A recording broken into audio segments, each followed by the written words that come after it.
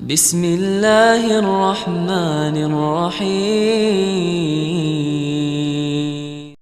Baik, bismillah Ustaz. Kita insya Allah ada beberapa pertanyaan malam hari ini. Kita mulai pertanyaan yang pertama ini, isu yang sedang trending Ustaz. Banyak keresahan di tengah masyarakat saat ini dengan kondisi naiknya beberapa bahan pokok Ustaz.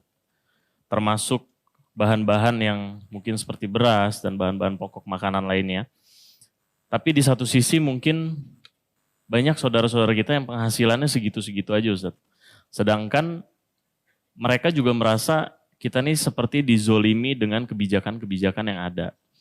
Nah, menurut pandangan Islam Ustaz, ketika kita bertemu dengan kondisi seperti ini, apa yang harusnya kita lakukan Ustaz? Baik, sebenarnya yang pertama harus difahami itu beberapa poin ya. Kalau rezeki itu sudah tercatat ikhwat dan akhwat sekalian. Makanya Ibnu Qayyim rahimahullah mengatakan seharusnya setiap muslim itu fokus memikirkan bagaimana hubungan terbaik terjadi antara dia sama Tuhannya, Allah Subhanahu wa taala. Dia menjalankan tugas dengan baik dan kewajiban yang telah dibebankan kepadanya dan maksimal, serta tidak usah terlalu banyak fokus memikirkan masalah rezeki dan ajal. Karena keduanya hanya butuh ikhtiar yang sederhana saja. Untuk mendapatkan rezeki hanya butuh ikhtiar sedikit atau berusaha. Begitu juga dengan kematian butuh persiapan. Karena dua-duanya sudah dijamin dari sebelum penciptaan alam semesta ini. Dari statement beliau ini sebenarnya yang sangat menarik adalah bagaimana bukan kita tidak boleh ikhtiar dalam masalah rezeki. Kita boleh bekerja, tetapi jangan lupa kalau semua itu sudah tercatat di sisi Allah Subhanahu wa taala. Tidak usah ragu dengan rezeki. Makanya Hasan Basri rahimahullah mengatakan, aku selalu senang dan tenang karena dua hal. Tentu ada beberapa athar yang lain disebutkan beberapa hal oleh beliau. Tapi saya fokus coba kedua hal dan beliau mengatakan karena yang pertama rezekiku sudah ditentukan oleh Allah, tidak akan pernah diambil oleh orang lain. Dan yang kedua adalah ajalku sudah ditentukan, maka aku akan selalu sibukkan untuk beramal. Dalam riwayat lain, antara lain beliau mengatakan, sesungguhnya ya, aku akan dihisap oleh Allah dan dipertanyakan tentang amalku dan tidak mungkin akan dikerjakan oleh orang lain, maka aku sibuk dengan amal-amalku. Jadi yang pertama, yakinlah rezeki itu ada. Mau bagaimanapun pasar, harga naik, harga turun, rezeki kita sudah dicatatkan oleh Allah Subhanahu wa taala. Kita tidak akan meninggal teman-teman sekalian sampai setetes air yang sudah Allah takdirkan menjadi rezeki kita akan sampai kepada kita. Dalam sebuah hadis kata Nabi SAW tidak akan meninggal satu jiwa sampai rezeki terakhirnya tersempurnakan. Pasti akan sampai kepada kita. Itu yang pertama. Yang kedua, memang dalam kehidupan ini ada suka dan duka. Tidak semuanya adanya suka. Kita memang akan ada nikmat supaya kita bersyukur, ada cobaan supaya kita bersabar. Cobaan macam-macam. Ada orang cobaan di dirinya dengan penyakit, ada orang cobaan dari orang sekitarnya, pasangan hidupnya, mertuanya, orang tuanya, kerabatnya, iparnya dan seterusnya. Ada orang mungkin cobaannya dengan teman-teman terdekatnya. Dan sekian banyak contoh-contoh dalam masalah ini dari kehidupan Nabi SAW dan seterusnya. Semua orang akan diuji. Ada juga ujian masyarakat dari pemimpinnya, ada ujian pemimpin dari masyarakatnya. Maka hal-hal yang seperti ini ujian dari Allah Subhanahu wa taala. Tugas kita bersabar. Bagaimana caranya bersabar? Menerima dulu keputusan Allah Subhanahu wa taala sebagai sebuah ujian sambil kita ikhtiar. Kita coba luruskan kalau itu memang salah, kalau ada kezaliman, kita memohon kepada Allah Subhanahu wa taala agar kezaliman ini diangkat. Sebagaimana sabda Nabi sallallahu alaihi wasallam dalam sebuah hadis yang sahih, kalau seandainya kalian dikaruniai oleh Allah pemimpin yang zalim, maka apa yang kalian diberikan, ambillah. Yang kalian belum diberikan, maka mohonlah kepada Allah Subhanahu wa taala karena sesungguhnya waktu itu sangat dekat. Maksudnya ajal masing-masing sangat dekat. Kezaliman itu tidak akan bertahan seterusnya, gitu kan?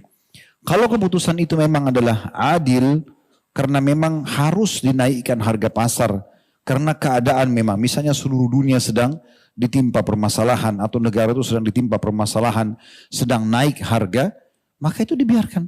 Memang itu keputusan yang bukan cuma kita sendiri. Kezaliman itu di saat kita secara individu tidak mendapatkan hak kita. Tapi kalau merata, semua orang bisa merasakan karena memang itu kebijakan yang dianggap adil, maka itu adalah hal yang dibolehkan dalam syariat. Di masa Nabi Muhammad SAW, saudaraku seiman, pernah terjadi kenaikan harga pasar. Lalu datanglah beberapa orang sahabat dari hadis Jabir radhiyallahu anhu, hadis yang sahih. Mereka datang kepada Nabi SAW mengatakan, ya Rasulullah, harga pasar lagi naik. Tolong tentukan harga buat kami. Kata Nabi SAW, tidak. Dalam riwayat lain, biarkanlah. Kemudian datang orang kedua mengatakan hal yang sama. Nabi SAW mengatakan biarkanlah. Karena sesungguhnya penentu harga, penentu rezeki adalah Allah Subhanahu wa ta'ala. Di sini banyak sekali ulama menanggapi statement Nabi SAW. Kenapa beliau sebagai pemerintah tidak menentukan harga dan membiarkan pasar? Karena beliau tahu tentang kondisi di masa itu. Maka kita di sini teman-teman sekalian bersabar. Kita doakan agar Allah Subhanahu wa ta'ala memberikan jalan keluar dari permasalahan ini. Mungkin di saat kita berada di posisi para pemimpin, mungkin kita akan mengambil kebijakan seperti itu atau lebih.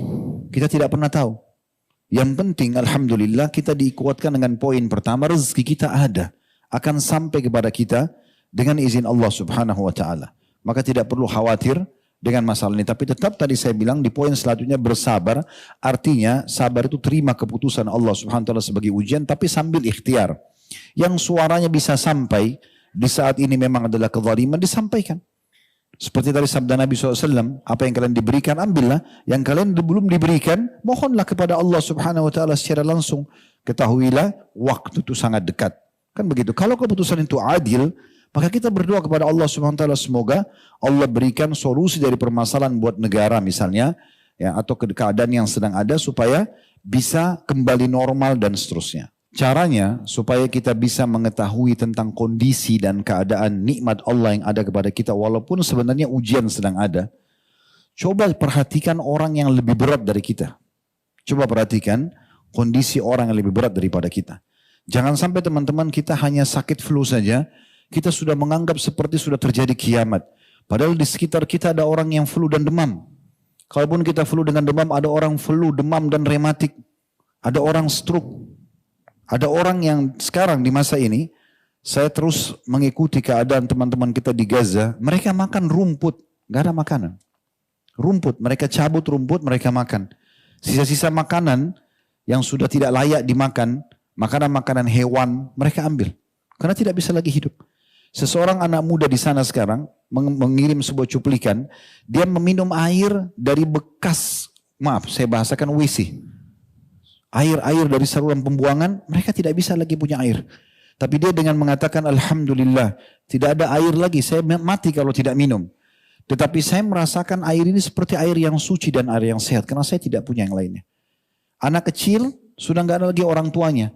Terpaksa tidur di jalan, musim dingin sekarang. Di Palestina beberapa wilayah turun salju. Lihat keadaan mereka teman-teman sekalian. Kita cuma sekedar misalnya ada sedikit harga naik, tapi antum masih bisa makan. Termasuk di negara kita, Masya Allah, Tabarakallah. Artinya dengan adapun yang naik. Bukan saya membela kalaupun ini ada keputusan zalim. Saya tidak katakan juga itu zalim. Tetapi kita bisa melihat dengan kacamata yang berbeda tentang kondisi dan keadaan orang lain. Terlalu banyak orang yang lebih besar ujian daripada kita. Sampai hari ini di beberapa negara di Afrika setiap hari itu bisa dikatakan ribuan orang meninggal dunia karena kelaparan. Karena penyakit, mereka tidak ada obat. Mereka tidak punya pakaian dan segala macam hal. Kita Masya Allah bisa beli pakaian, masih ada pekerjaan. Cuma mungkin ada perubahan harga di barang. Kita coba ikhlaskan menerima keputusan Allah. Kemudian kita coba ikhtiar tadi saya bilang. Kalau itu zalim, minta sama Allah diberikan solusinya. Bukan supaya dibalaskan, tidak. Bagi supaya Allah berikan jalan keluar. Kalau itu adil, Allah juga memberikan pahala orang yang sudah berijtihad dan tetap mengembalikan kenormalan. Jadi coba lihat teman-teman keadaan-keadaan seperti ini ya. Supaya kita bisa sadar ternyata ada orang yang lebih berat daripada kita. Bahkan Nabi SAW mengatakan dalam sebuah hadis yang sahih, kalau sedang memuncak ujian Allah kepada kalian, ada musibah, ingatlah musibahku. Karena musibahku itu akan meringankan musibah kalian. Musibah apa yang berat, lebih berat teman-teman sekalian di masa daripada Nabi SAW. Beliau orang terpercaya Mekah, tokoh masyarakat, jalur nasabnya jalur yang paling mulia, orang yang paling sempurna secara fisik, sangat tampan. Sebagian ulama ada yang mengatakan Nabi SAW lebih tampan daripada Nabi Yusuf alaihissalam. Nabi Yusuf punya sepertiga ketampanan dunia. Beliau terkenal, begitu jadi Nabi didustakan oleh kaumnya sendiri. Dimulai dengan pamannya Abu Lahab. Waktu Nabi SAW kumpulin orang untuk menyampaikan agama Allah, Abu Lahab yang pertama mengatakan, Tabban lak ya Muhammad. Kecelakaan buat kamu. Alihada jama'atana, apakah karena ini kau kumpulkan kami? Disuruh orang-orang bubar. Waktu Nabi SAW ingin berdakwah ke kota Taif, dalam beberapa athar disebutkan, yang menyusul ke kota Taif untuk menyampaikan masyarakat Taif dan tokoh masyarakat untuk menolak dakwah Nabi SAW, itu Abu Lahab, paman beliau sendiri. Dan seterusnya. Waktu Nabi SAW hijrah ke Madinah, yang menjual dan mengambil rumah Nabi SAW, yaitu rumah Khadijah, termasuk rumah besar di Mekah, itu sepupunya sendiri. Saudaranya Ali bin Abi Thalib. Dan seterusnya. Cukup banyak ujian. Kemudian di masa hidup beliau meninggal istrinya. Dan dari 7 orang anak yang Allah SWT karuniakan, 6 orang anak beliau meninggal di masa hidupnya. Jadi cuma 1 saja yang hidup di masa hidup Nabi SAW. 3 anak laki-lakinya, Al-Qasim, Abdullah, dan Ibrahim meninggal di masa hidup beliau. 3 anak laki-laki. Kemudian dari 4 anak perempuannya, Ruqayyah, Ummu Karthum, dan Zainab meninggal di masa hidup beliau. Kemudian tersisa Fatimah. Setahun setelah Nabi SAW meninggal, baru beliau meninggal radhiyallahu anhu majma'in. Ini ujian yang berat. Gitu kan? Ujian yang berat. Bagaimana beliau sudah jadi raja, jadi nabi di Madinah, masih ada kaum munafikin yang menghina-hina beliau. Terlalu banyak contoh kalau kita ingin cari. Nabi SAW juga sakit, disakiti juga oleh orang lain.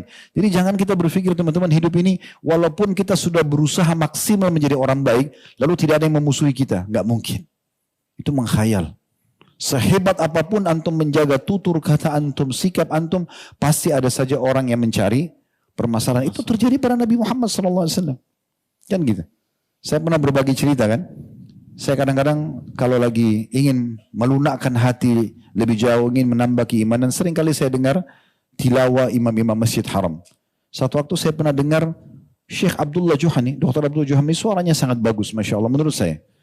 Kemudian saya dengarkan sholat subuh beliau, indah sekali. Mungkin sekitar 20 menit dari 2 rakaat itu, disatukan rakaat pertama sama rakaat kedua bacaannya.